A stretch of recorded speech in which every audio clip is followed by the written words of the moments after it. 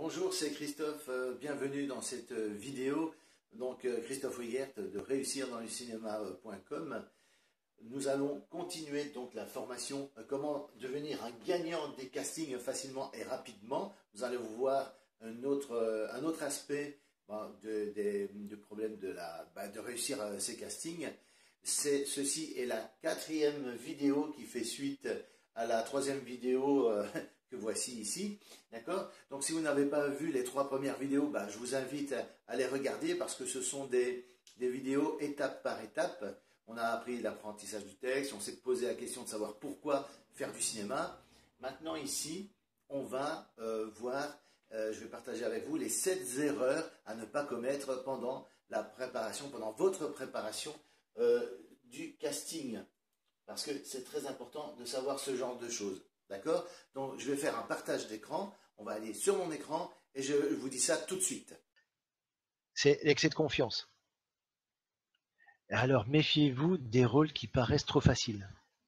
C'est vrai que moi, j'ai eu souvent, en théâtre, par exemple, je lisais le truc, je me disais, ah tiens, c'est sympa, c'est chouette, ça a l'air sympa à faire, mais ça a l'air assez facile à faire.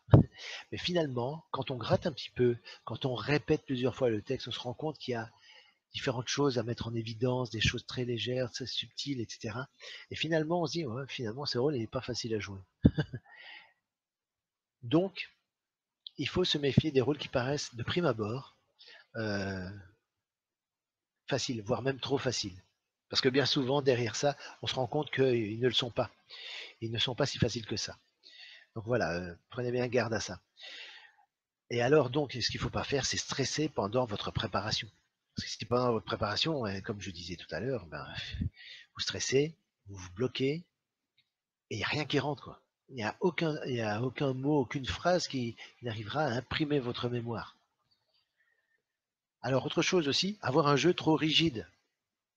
C'est ce que je vous disais pour l'apprentissage du texte. Je vous avais parlé tout à l'heure de souplesse de jeu.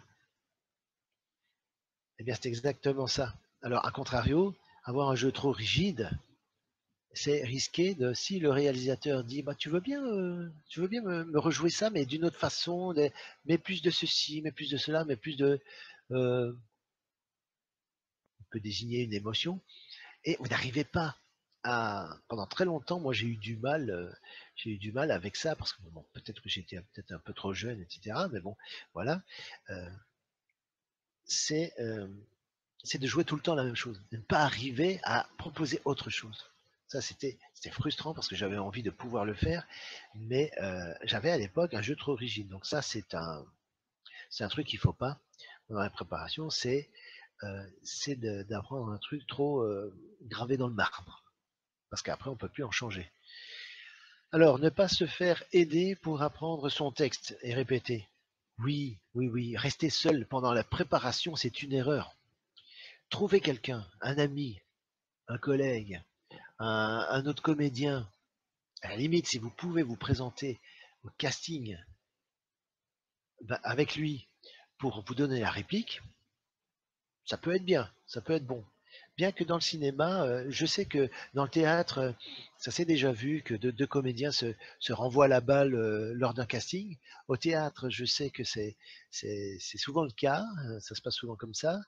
Mais au cinéma, de toute façon, il y a toujours un assistant derrière la caméra qui donne la réplique à l'autre, etc. Puisqu'on est dans le domaine du cinéma, c'est différent. Vous pouvez tenter le coup de venir avec une autre personne, mais ce qui risque d'arriver, c'est de qu'on vous prenne pas vous, mais qu'on prenne l'autre. Ça s'est déjà vu aussi. Mon professeur de théâtre en académie, qui s'appelle Jean-Yves Izquierdo, il, euh, il est allé souvent donner la réplique à des copains comédiens pour lui permettre de passer le casting pour, euh, pour une pièce de théâtre. Alors parfois c'était le copain qui était pris et pas lui, parfois c'était lui et pas le copain. Donc là ça va, ça allait. Mais parfois ils étaient pris tous les deux. Et ça arrivait souvent aussi qu'ils soient pris tous les deux. Parce qu'il n'y a rien à faire, la complicité de 2 personnes, eh bien ça se sent d'office. Et donc si on sent que vous êtes très complice avec la personne qui vous renvoie la balle, hein, parce que donner la réplique à quelqu'un, c'est se renvoyer la balle. Et, ça peut le faire, ça peut le faire. Maintenant, en cinéma, j'ai rarement vu des des castings en solo, c'est souvent individuel. Il y a quelqu'un derrière la caméra qui donne la réplique à celui qui donne, enfin, qui passe son test, hein, qui passe son audition, mais au théâtre, plus souvent. Mais en tout cas, pendant la préparation, vous pouvez demander à un copain comédien de vous aider, de vous entraîner à, à répéter le texte. Donc, imaginez que vous le sachiez par cœur. Bah, le but, si vous interagissez normalement dans la scène avec un autre personnage, eh bien, c'est que lui enchaîne les répliques de l'autre, etc. Et là, on rentre vraiment dans une phase vraiment de répétition, où c'est plus que simplement retourner le texte dans tous les sens pour le mémoriser, mais c'est plutôt pour le jouer, et tant qu'à faire, le jouer de manière différente. Voilà. Donc, un copain comédien peut très bien vous aider à répéter. Et l'avantage d'être deux, c'est de ne pas risquer de se décourager trop vite. Parce qu'on est à deux, on prend rendez-vous, et si ça tombe un jour, on n'a pas tellement envie de le faire, on n'a pas envie de s'entraîner, eh bien le fait que l'autre vienne vous voir, se déplace pour vous exprès, pour vous entraîner, bah, ça redonne un coup de fouet, un coup de boost. Et alors que vous n'étiez pas tellement dedans au départ, et ça arrivera peut-être, hein, c'est déjà arrivé que vous commenciez à jouer une scène alors que vous n'êtes pas du tout dans le même état d'esprit que le personnage et tout, mais au fur et à mesure, bah, ça finit par se faire, hein, commencer à rentrer dedans. Mais la difficulté parfois, c'est de se mettre en route. Faire les choses tout seul, c'est pas toujours évident. Ça demande vraiment beaucoup de discipline et il faut vraiment s'automotiver et c'est ça qui est dur. C'est ça qui est dur. Donc vous risquez de vous décourager trop vite du coup. Donc autant être accompagné. Alors aussi, une autre erreur, avoir un état d'esprit négatif. C'est par exemple, oh, j'y arriverai pas. Oh, mais pourquoi j'y vais? Il y a 1000 candidats, il y a 1000 candidats et la probabilité que moi je passe, ben, ça va pas. Alors, évidemment, votre état d'esprit négatif, c'est clairement quelque chose à éviter. Ne pensez pas à tout ça. Pensez simplement à faire votre boulot de comédien. Apprenez votre texte, répétez, faites ce qu'il faut, préparez-vous bien parce que le jour J du casting, il y a un facteur qui va rentrer en ligne de compte, c'est quoi? Ben, c'est la peur, le stress, etc. Et là, vous serez dans une autre énergie, dans un autre état d'esprit, où ce sera la panique. Donc, cette phase-là, il faut bien la soigner, bien la préparer, parce que le jour J, avec le track, vous allez prendre conscience si vous êtes bien préparé ou mal préparé. Et là, vous allez vous en mordre les doigts à ce moment-là, parce que vous direz, je stresse, la vache, je stresse, parce que j'ai pas assez travaillé mon texte, j'ai pas assez travaillé mes enchaînements, mon interprétation, et ça va être un fiasco total. Parce que c'est ça le stress, et puis le trac notamment, et on va en parler tout à l'heure, eh bien, c'est lié au fait qu'on a peur de faire mal. Et si on a peur de faire mal, c'est un peu un message inconscient que l'inconscient envoie.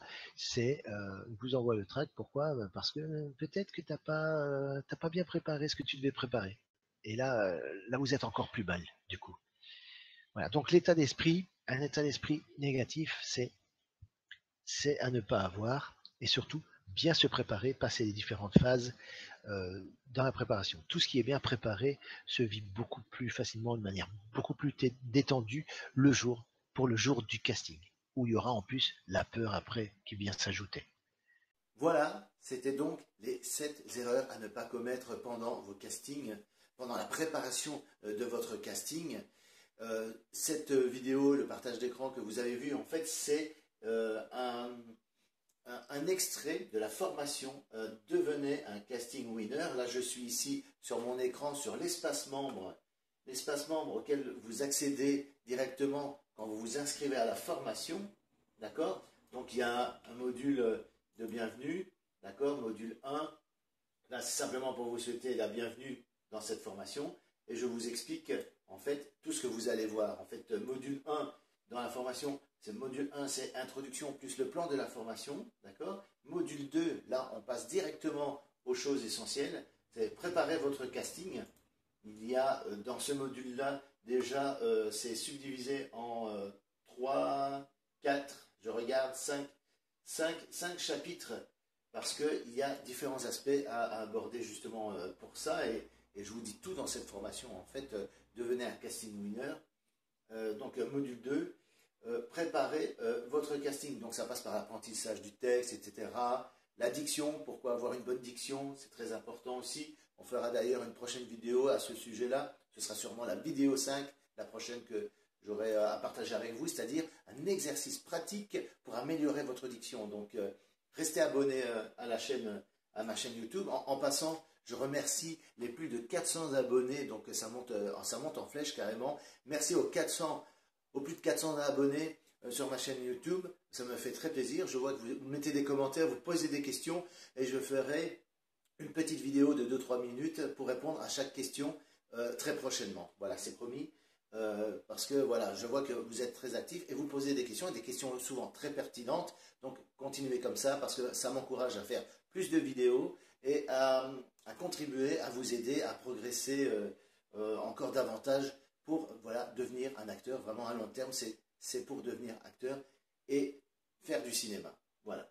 Et mieux réussir ses castings. Je reviens à la formation ici. Là, module 4, le troisième module, donc c'est travailler votre diction. Là, ce sont des exercices pratiques et je vous donnerai un petit échantillon dans la prochaine vidéo.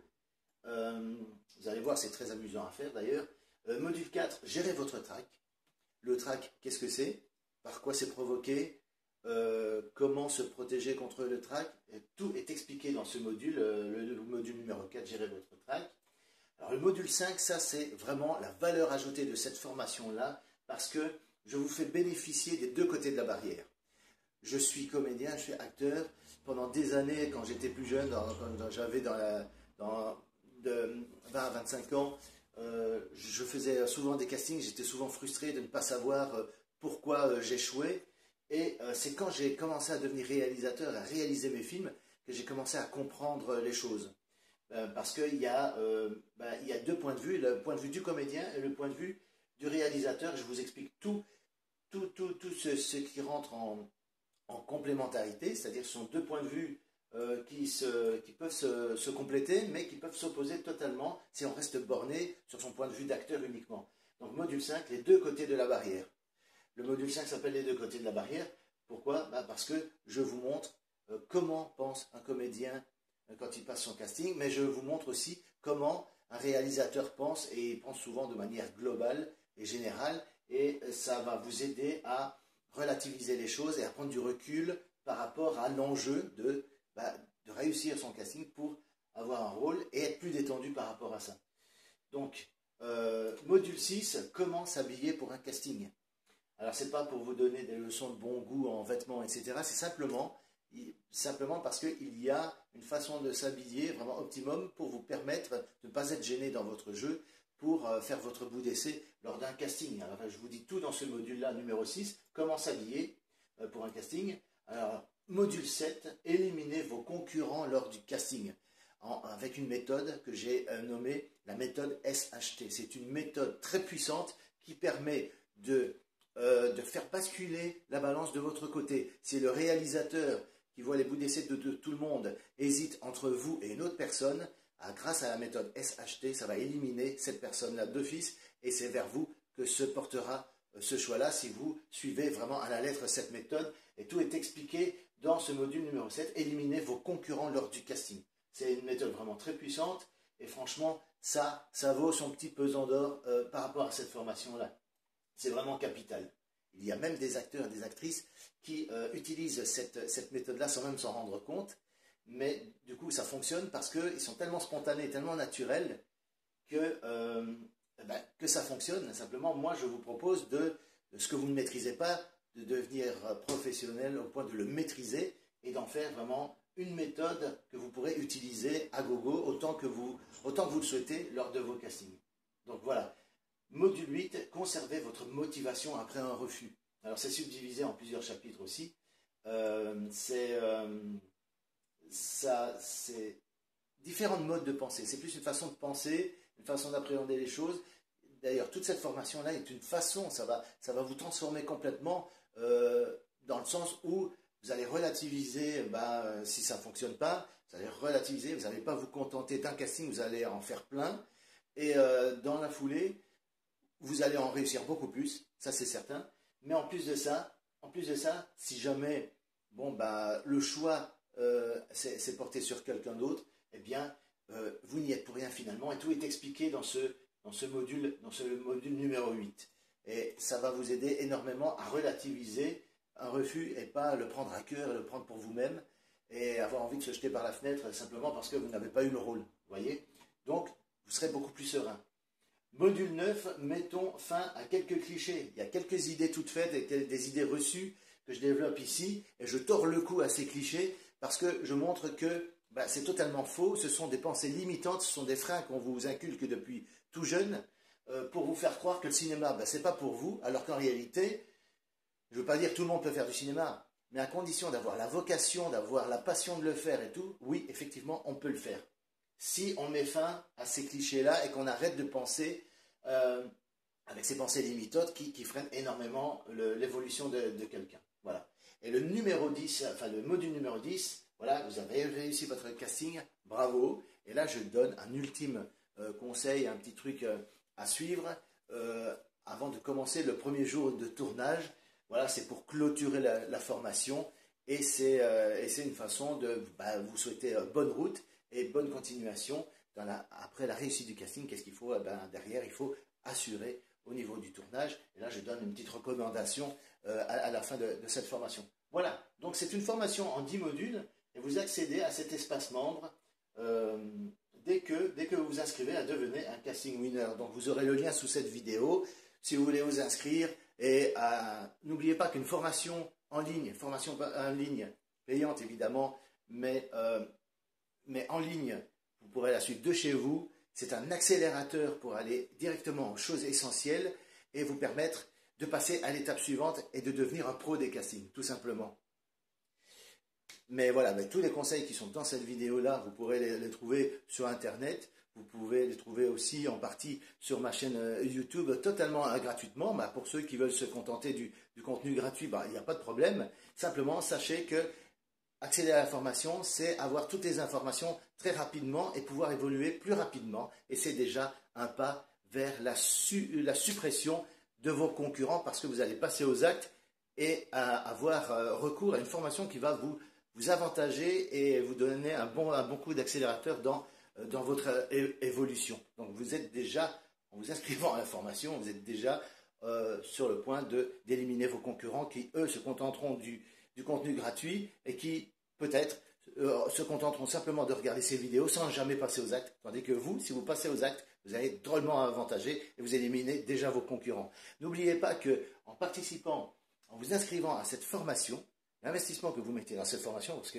je ne vous cache pas que c'est une formation payante évidemment, mais elle est toujours moins chère que ce qu'on peut trouver dans les cours Florent, etc., ce genre de choses, ou le Minerval pour participer à des cours dans une école de cinéma, ça c'est déjà une chose, mais en plus de ça, il n'y a pas de formation en ligne structurée, complète, qui donne un peu les deux points de vue de la barrière, c'est-à-dire le comédien et le réalisateur dans la même formation, synthétisé en une seule formation sur Internet. Moi, j'ai vu ça nulle part. Si vous en trouvez, dites-le moi dans les commentaires en dessous de la vidéo. Ça me sera très utile d'en savoir plus par rapport à ça. Mais moi, à ma connaissance, il n'y a pas de formation complète sur comment réussir vraiment un casting. Donc, c'est pour ça que je vous la propose. Parce que j'ai vu que là, il y avait quelque chose qui manquait. Et pourquoi ne pas vous faire bénéficier de mon expérience dans ce domaine-là, justement.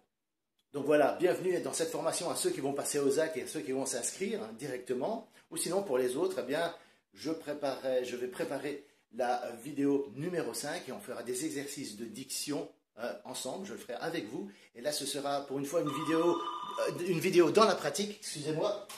Ce sera une vidéo dans la pratique et pas de théorie, rien du tout, que de la pratique. Et je ferai ça avec vous et ce sera interactif, avec un partage d'écran. Donc je vous dis à très bientôt pour la prochaine vidéo, la vidéo numéro 5 pour les castings. Je vous laisse avec quelques images de la Corse en espérant que ça vous inspire et je vous dis à très bientôt et on se retrouve de l'autre côté pour devenir un casting winner. Ciao!